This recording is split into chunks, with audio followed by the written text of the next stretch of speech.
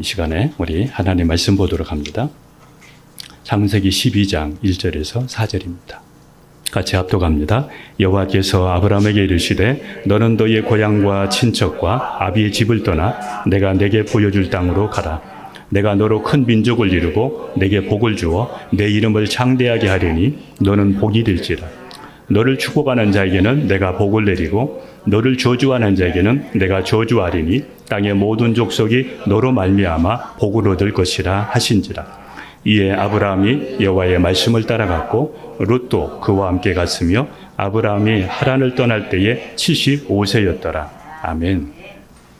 저는 기도하면서 2023년을 아브라함을 살펴보면서 어떻게 하면 우리의 가정이 이렇게 대대로 아브라함, 이삭, 또 야곱 이렇게 믿음의 대대로 하나님을 경외할 수 있을까?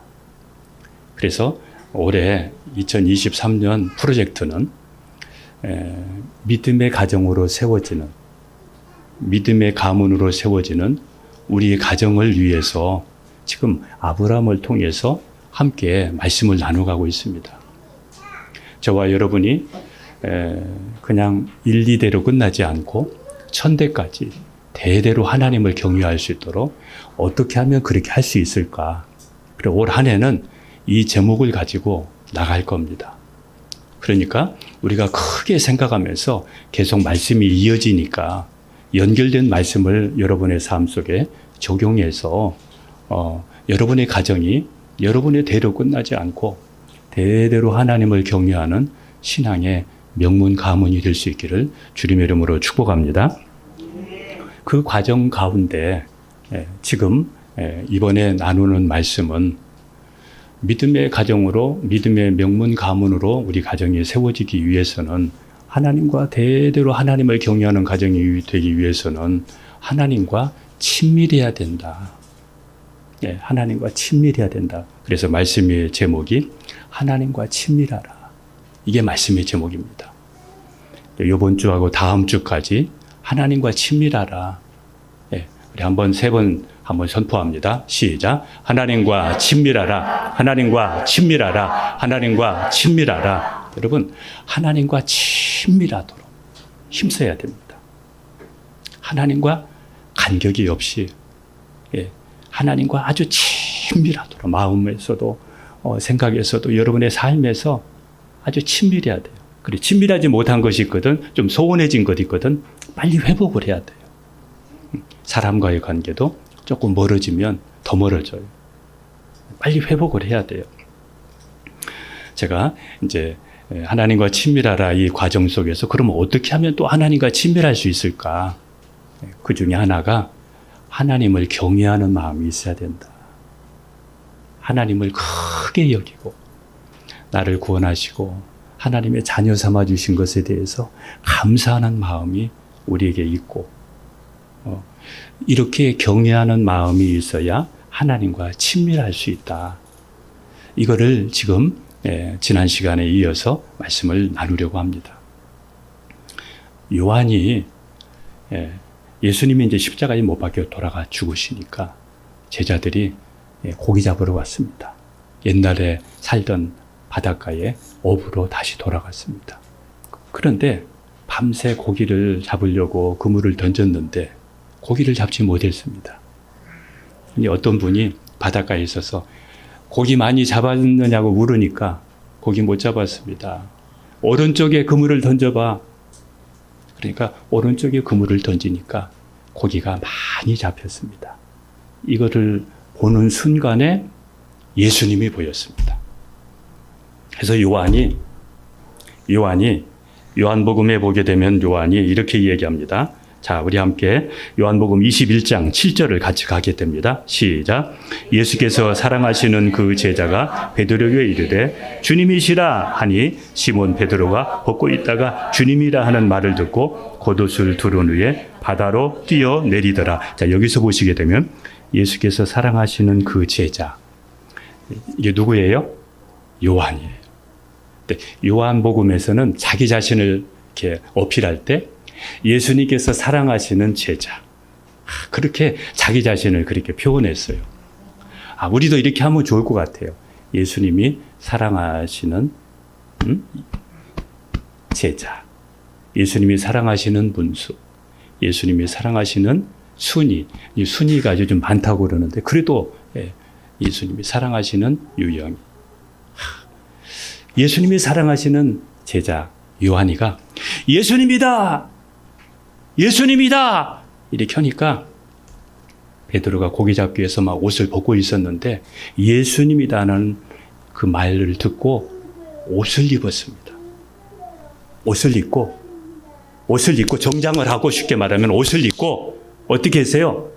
물속으로 뛰어들었습니다. 누구 만나려고요? 예수님을 만나려고. 예수님 십자가 지시기 전에 예수님 부인했던 거 죄송스럽고, 그런데 그 부활하신 예수님이 성경대로 진짜 우리 가운데 이렇게 찾아오신 것을 생각하면서 베드로가 그 예수님을 만나고 싶었습니다. 고기가 많이 잡혔는데 그 고기도 놔두고 옷을 입고 물속으로 뛰어들었습니다. 바닷속으로 뛰어들었습니다. 왜? 빨리 가서 주님을 만나려고. 저녁에, 새벽에 그 바다는 차갑기도 하고. 그런데 그거 상관없습니다. 뭘 볼 수 있습니까? 예수님에 대한 경외심. 예수님이다! 나를 구원하신 예수님! 그러니까 그 예수님만 생각하면 눈물이 나잖아요, 여러분도. 예수님만 생각하면 감격하잖아요. 베드로도 이런 이 경외심이 그 안에 있었습니다. 열왕기상 17장 24절을 한 구절을 더 보겠습니다. 시작. 여인이 엘리야에게 이르되 내가 이제야 당신은 하나님의 사람이시요 당신의 입에 있는 여호와의 말씀이 진실한 줄 아노라 하니라. 예. 자, 여기 보세요. 과부가 있는데 과부에게 아들이 하나 있습니다. 근데 이 아들이 죽었습니다. 엘리야가 이 죽은 아들을 놓고 다락에 올라가서 기도하면서 하나님의 은혜를 구하니까 이 아이가 살아났습니다. 살아난 것을 보고 이 여인이 하는 이야기가 오늘 방금 거기입니다. 자, 여인이 엘리야에게 이르되 내가 이제야 당신은 하나님의 사람이시오 당신의 입에 있는 여호와의 말씀이 진실한 줄 알겠다고. 이게 뭡니까? 그때서야 그 마음에 진심으로 정말 하나님을 경외하는 마음이 그 안에 일어난 겁니다.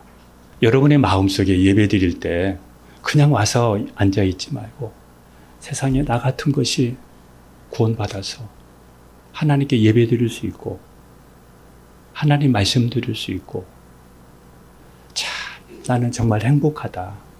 너무 감사하다. 저도요, 예수님 아니면 제가 어땠을까? 제 삶 속에서 예수님이 아니면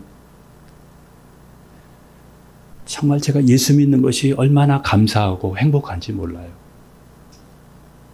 여러분, 예배 드리면서 이러한 예수님에 대해서, 하나님 은혜에 대해서 이런 경외의 심이 우리에게 있어야 감사하는 마음이 있고 또 구원의 기쁨이 있어야 여러분 행복한 예배, 여러분 온전한 예배 하나님 앞에 드릴 수 있지 않겠습니까?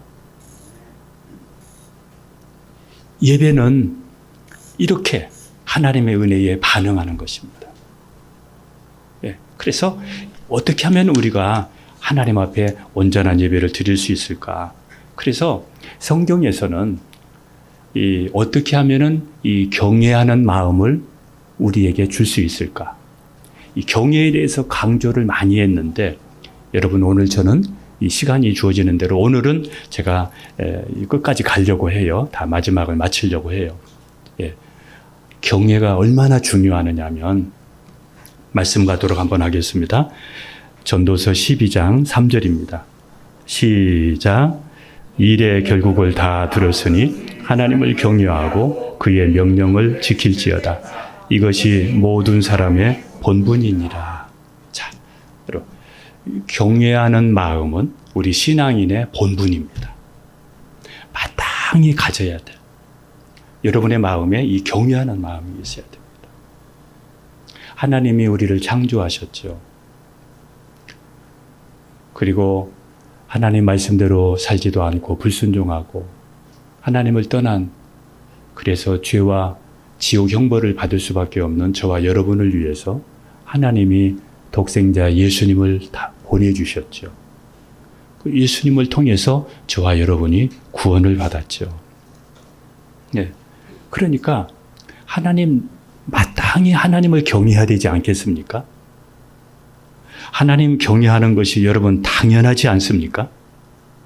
이렇게 하나님의 은혜, 하나님의 사랑에 내가 하나님을 경외하는 마음으로 하나님을 사랑할 때 하나님과의 관계가 친밀해지는 거죠. 감사도 않고 또 기뻐하지도 않고 하나님과 친밀하지도 않으면 어떻게 가까워질 수 있겠습니까? 그래서 우리는 이렇게 생각할 수 있습니다. 하나님을 경외하는 마음이 없다면 신앙인이 아니다. 여기 이 본문에서는 전도서 12장 여기 13절에서는 사람이 아니다. 사람이 아니다. 하나님이 창조하셨지. 하나님이 창조하신 것으로 하나님의 은혜로 여기까지 살고 있지. 그런데 하나님을 경외하지 않는다면 사람의 본분인데 본분을 잃어버렸으니까 사람이 아니듯이 저와 여러분들에게 필요한 것은 하나님을 경외하는 마음이 있어야 된다. 그런 마음이 없으면 신앙인이 아니다. 하나님을 경외하는 것은 또 우리의 알고 있는 지식과 지혜의 근본이라 이렇게 말씀합니다. 잠언서 1장 7절입니다. 여호와를 경외하는 것이 지식의 근본이거늘 미련한 자는 지혜와 훈계를 멸시하느니라. 거기 보세요. 여호와를 어떻게 하는 것이? 경외하는 것이 무엇의 근본이거늘? 지식이다. 지식. 이것이 모든 지식의 시작이에요. 하나님 경외할 줄 아는 거.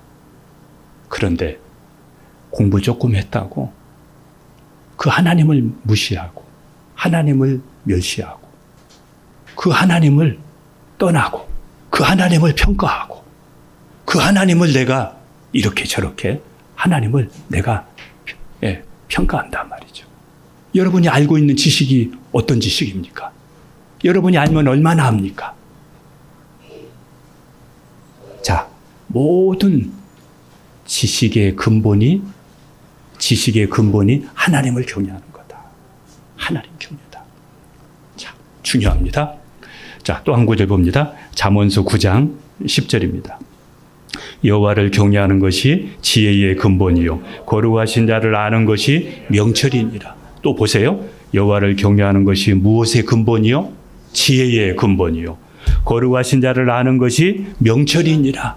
자, 여러분 또 봅시다. 여기서 여러분이 배웠다고 여러분이 하나님을 경외하는 이 마음을 잃어버리면 우리는 이렇게 말할 수 있습니다. 이 말씀대로 하면 무식한 사람이 됩니다. 그리고 무지한 사람이 됩니다. 하나님을 경외하는 마음이 없으면 신앙생활을 또 이 땅에서 살아도 무지하고 무식한 사람이 되게 됩니다.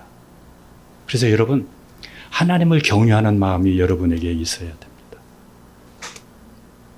하나님을 경외하는 마음이 있어야 하나님과의 관계도 친밀해지고 믿음도 자라고 하나님께 은혜를 받을 수가 있습니다.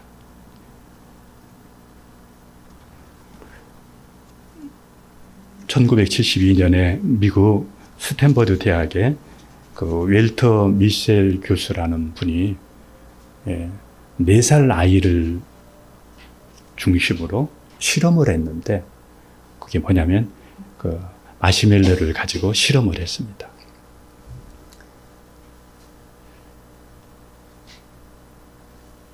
접시에 마시멜로를 하나를 놓고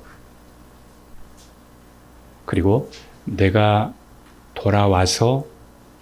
돌아올 때까지 이 마시멜로를 안 먹고 기다리면 2개를 주겠다고 그렇게 이야기를 합니다. 그러니까 어떤 아이는 그냥 하나 그거를 그냥 먹을 수 있고, 선생님이 올 때까지 기다리면 2개 준다고 그러니까 그 2개를 위해서 잠깐 기다리는 아이가 있었습니다.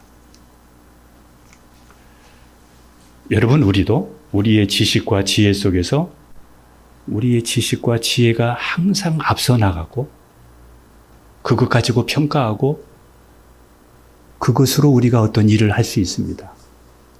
그런데 하나님을 경외하는 마음이 항상 먼저여야 됩니다. 이 웰터 교수가 나중에 자기가 올 때까지 기다렸던 그 아이들을 또 실험을 했습니다. 그 아이들의 학업 성적을 보니까 요즘으로 말하면은 입시 시험 결과를 보니까 다른 아이들보다 점수가 월등히 높았습니다. 그리고 좋은 직장에 가게 되었고 보수도 많이 받았습니다. 이혼율도 적었습니다. 자, 여러분, 하나님을 경외하는 지식, 지혜, 하나님을 경외하는 이 마음이, 이 자세가 되어 있어야 여러분 모든 일이 순적하게 되고 그리고 행복해지게 되고 또 하나님과 더 친밀해지니까 하나님과 친밀하면 얻는 것이 많잖아요. 부모와 친밀하면 부모가 뭐든지 다 주고 싶잖아요. 다 주고 싶어 합니다. 부모의 마음입니다. 하나님도 마찬가지입니다. 여러분, 대통령과 친밀한 거하고 하나님 친밀한 거하고 비교가 됩니까? 하나님과 친밀하면 여러분의 문제 해결되는 것은 시간 문제입니다. 하나님을 경외하는 것은 죄를 이기고 악을 떠나게 또 만듭니다. 잠언서 16장 8절입니다. 인자와 진리로 인하여 죄악이 속하게 되고 여호와를 경외함으로 말미암아 악에서 떠나게 되느니라. 자, 하나님을 경외하는 사람이 악을 떠나보낼 수가 있습니다. 하나님을 두려워할 줄 아는 사람은 죄를 안 짓습니다. 죄를 멀리합니다. 지난 시간에도 말씀드렸듯이 요셉이 가정의 총무로 있을 때 그 사모님이 얼마나 요셉을 유혹하는지 동침하자고. 그런데 요셉은 하나님을 두려워해서 동침하지 않고 그 자리에 있지도 않았습니다. 그것 때문에 감옥에 갇히게 되고 누명도 썼지만 그러나 하나님은 그 요셉을 크게 사용하셨습니다. 애굽의 총리가 되도록 하나님이 그렇게 하셨습니다. 여러분, 하나님을 경외하는 마음이 있으면 죄를 멀리합니다. 하나님을 경외하는 마음이 없으면 거룩하게 살 수가 없습니다. 더럽게 삽니다. 생각도 마음도 더럽고 신앙이 내 냄새가 안 납니다. 하나님을 무서워할 줄 알고 하나님을 두려워할 줄 아는 사람이 거룩하게 살고 경건하게 살 수가 있습니다. 경외는 그래서 하나님께서 명령한 명령입니다. 신명기 8장 6절을 보겠습니다. 내 하나님 여호와의 명령을 지켜 그의 길을 따라가며 그를 경외할지니라. 다 7절도 같이 갑니다. 내 하나님 여호와께서 너를 아름다운 땅에 이르게 하시나니 그곳은 골짜기든지 산이든지 시내와 분천과 샘이 흐르고. 자, 여러분, 경외는 하나님의 명령입니다. 하나님을 경외하지 않으면 교만해집니다. 여러분, 은혜 받으면 교만해집니다. 앞에서 설교를 하는 사람도 교만해지기 쉽습니다. 앞에서 찬양 인도하는 사람도 교만해지기가 쉽습니다. 앞에서 뭔가 주님을 위해서 일하는 사람들이 교만해지기가 쉽습니다. 내가 한 것처럼 생각하고, 사람이 그래요. 자꾸 자기 자신을 드러내려고 그러고 자기가 높아지면 자기가 뭔가를 이렇게 하는 일이 많아지면 자기를 자랑하고 자기를 드러내려고 합니다. 이게 무서운 거예요. 그런데 하나님을 경외하는 마음이 그 자세가 있는 사람은 그게 유혹이라는 것을 알고 그게 마귀가 되는 것이라는 것을 알고 천사가 타락의 그 원인이 된다는 것을 알고 그거를 여러분 물리칩니다. 물리칩니다. 여러분 젊었을 때보다 어렸을 때보다 지금도 교만하지요? 여러분 교만하지 않습니까? 나이가 들면 교만해집니다. 고집도 세지고 순수하지도 않고 다 그렇다는 것은 아닙니다. 내가 조금 공부하고 뭔가 조금 알면 또 교만해집니다. 교만해집니다. 열심히 기도하면 또 교만해지고 열심히 봉사한다고 하면 또 교만해지고 그래서 하나님께서 그런 유혹에 빠지지 않도록 하기 위해서 하나님을 경외하라고 하나님이 명령한 겁니다. 경외하는 마음을 가져야 우리가 살 수 있기 때문에 이 경외함의 최종 목적지는 가나안 땅 그리고 천국입니다. 경외함을 잃어버린 사람은 진짜 신앙인이 아닙니다. 경외함을 잃어버린 사람은 진짜 크리스찬이 아닙니다. 여러분 늘 기억해야 됩니다. 내가 나타나려고 그러고 내가 뭔가를 이렇게 교만이 올라오려고 할 때에 하나님 앞이라는 것을 생각하고 하나님을 두려워할 줄 알아야 되고 누구 때문에 내가 이렇게 왔는데 누구 때문에 내가 하는 건데 누구 때문에 설교하는 건데 누구 때문에 내가 여기 서 있는 건데 그러면서 한시도 교만하지 말아야 됩니다. 경외는 그래서 우리를 생명에 이르게 하고 그리고 자족하게 만듭니다.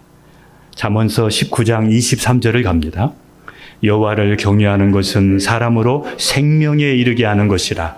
경외하는 자는 자족하게 지내고 재앙을 당하지 아니하느니라. 예. 여러분 말씀 보세요.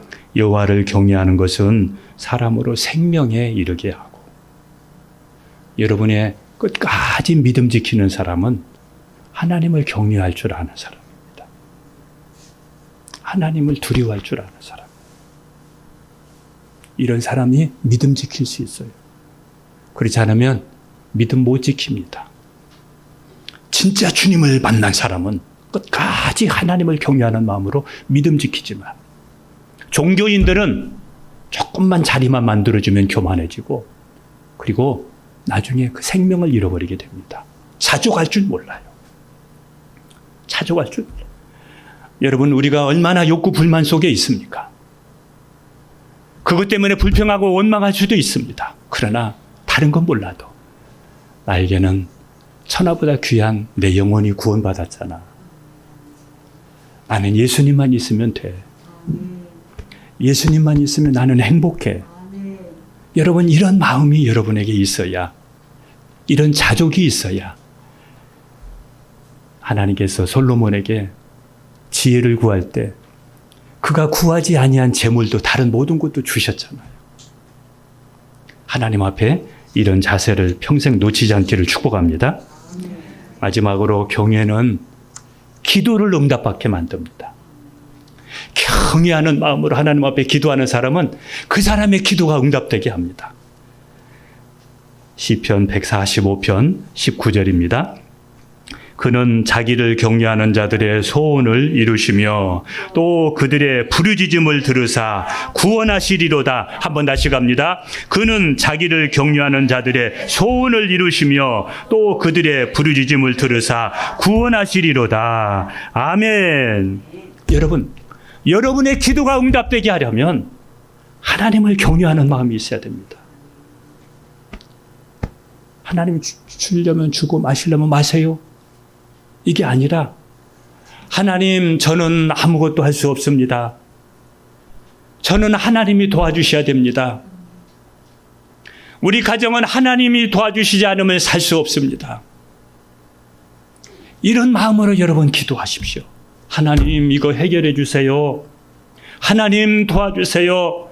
하나님이 도와주시지 않으면 우리는 아무것도 할 수 없습니다.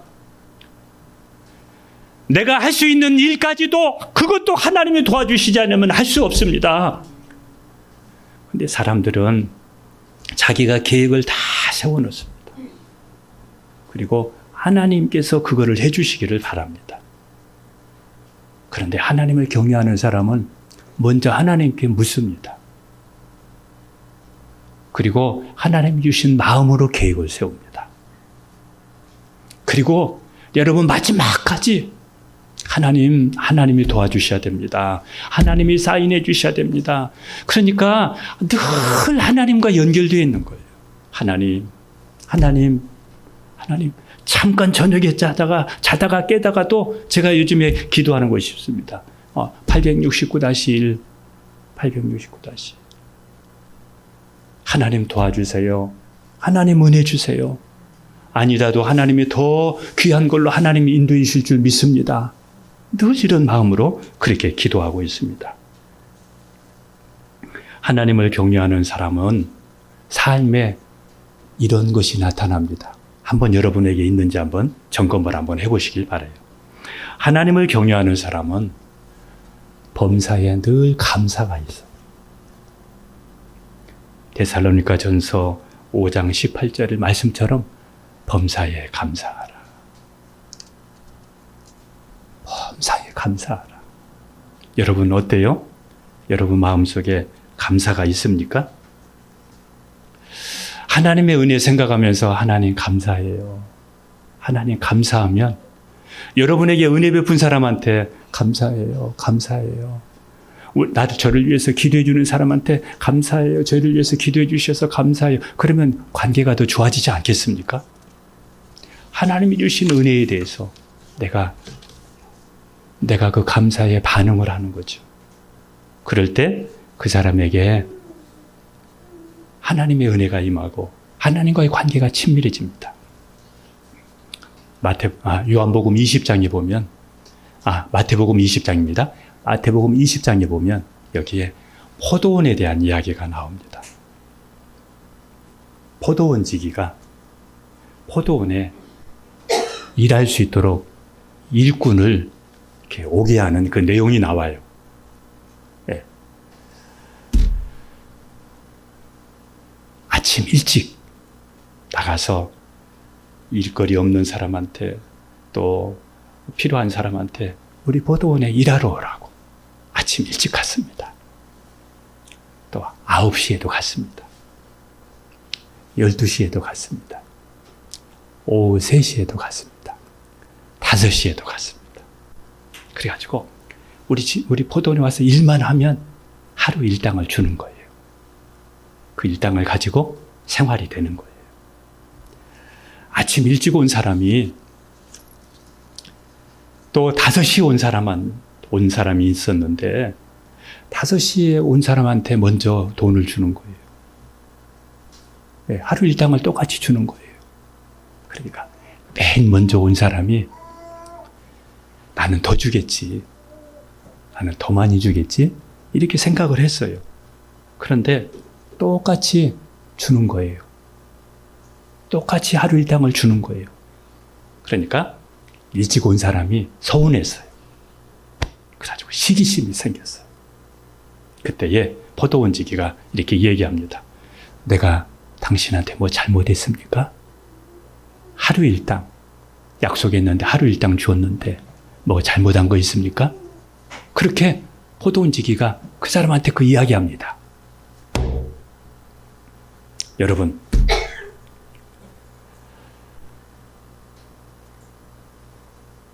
우리에게 감사하는 마음이 없으면 시기하게 합니다. 시기하게 됩니다. 누가 조금 앞에서 하면 시기하고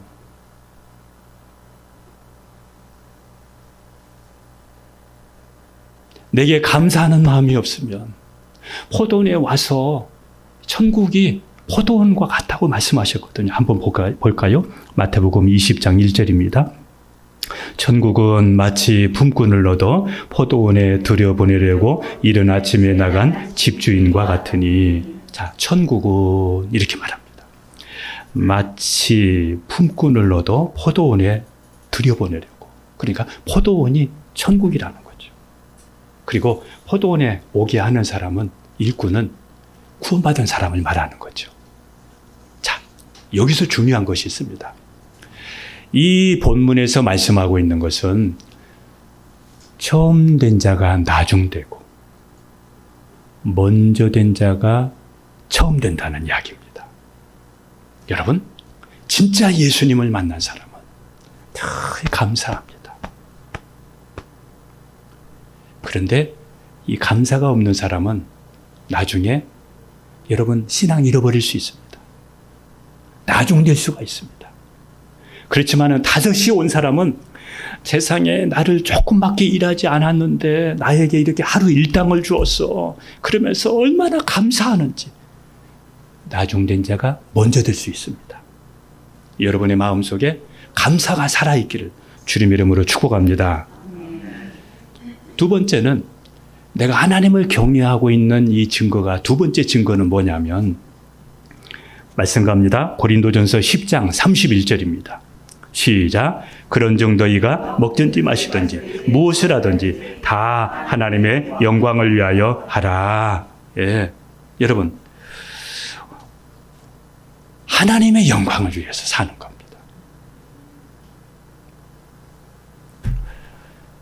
자기를 자랑하고 자기 영광을 위해서 교회 일하고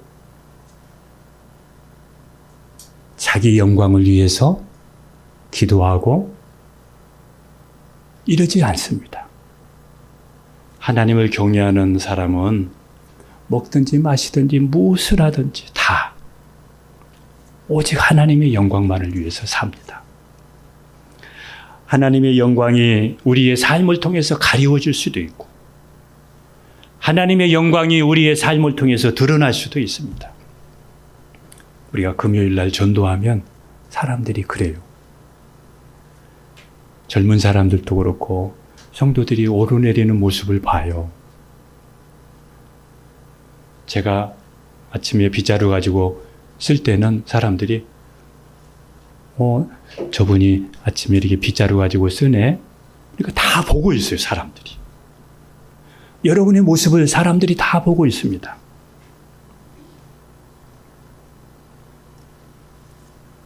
하나님, 여러분을 사람들이 이렇게 보면서 이기적이거나 방탕하게 살고 있으면 교회 가고 싶을까요? 하나님의 영광이 드러날까요? 그런데 여러분의 삶이 정말 아름다우면 교회 가고 싶다. 저 사람 다니는 교회 가고 싶다. 이런 마음이 들지 않겠어요? 이게 하나님의 영광을 위해서 사는 것입니다. 마지막 세 번째는 범사에 하나님을 인정합니다. 다 하나님을 하나님. 자, 이제 어떻게 하면 또 우리가 하나님과 친밀해질 수 있을까?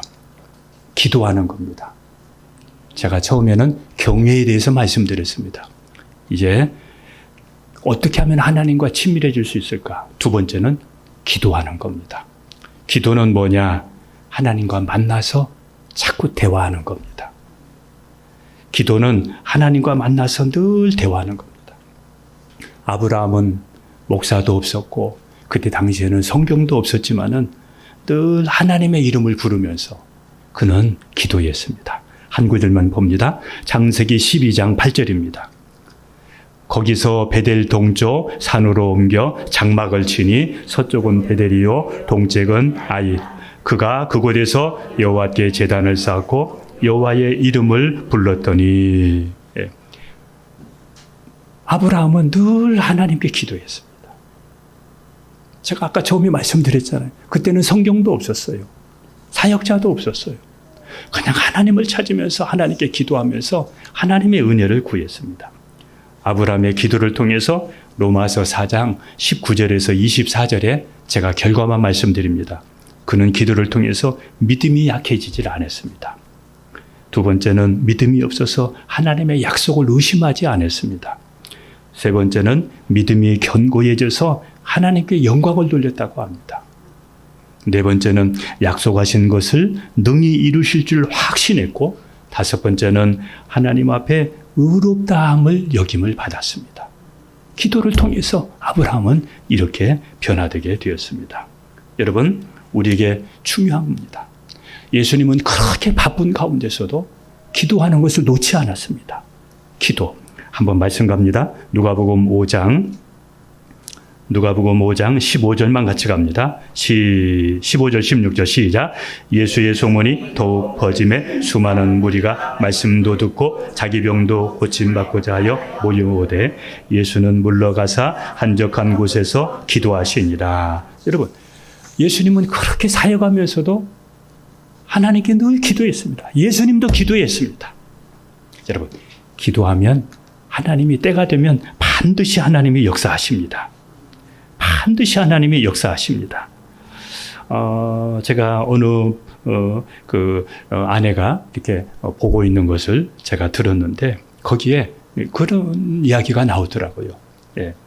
사람들은 열심히 하면 돈도 벌고 자기의 꿈도 이룰 수 있다고 생각해서 열심히 산다는 거예요. 그런데 그러다 보니까 기도를 안 한다는 거예요.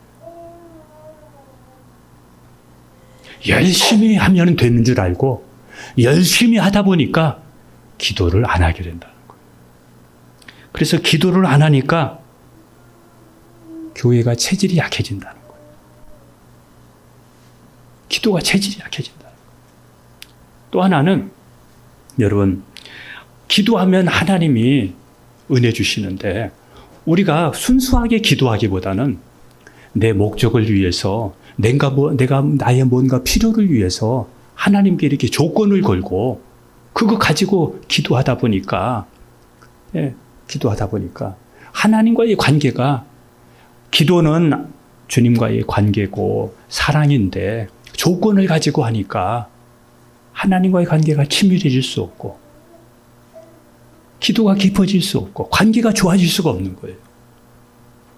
기도 응답이 조금 느리면 원망하고 불평하고, 내게 이루어지면 좋고 또 은혜는 잊어버리고 관계가 좋아질 수가 없는 거예요.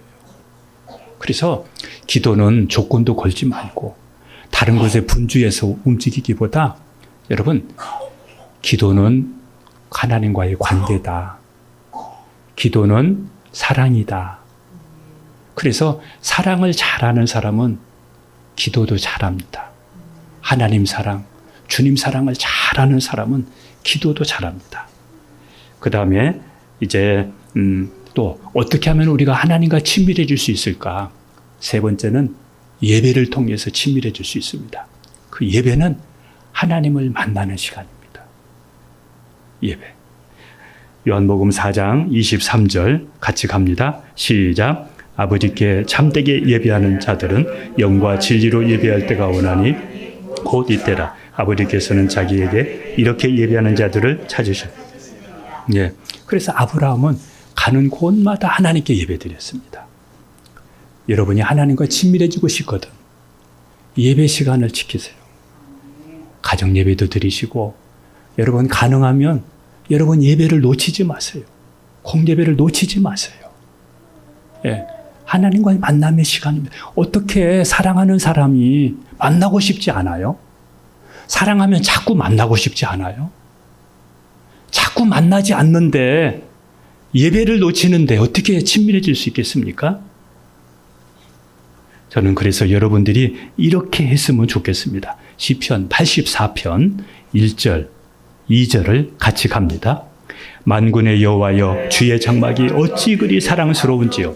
내 영혼이 여호와의 궁정을 사모하여 쇠약하며 내 마음과 육체가 살아계시는 하나님께 부르짖.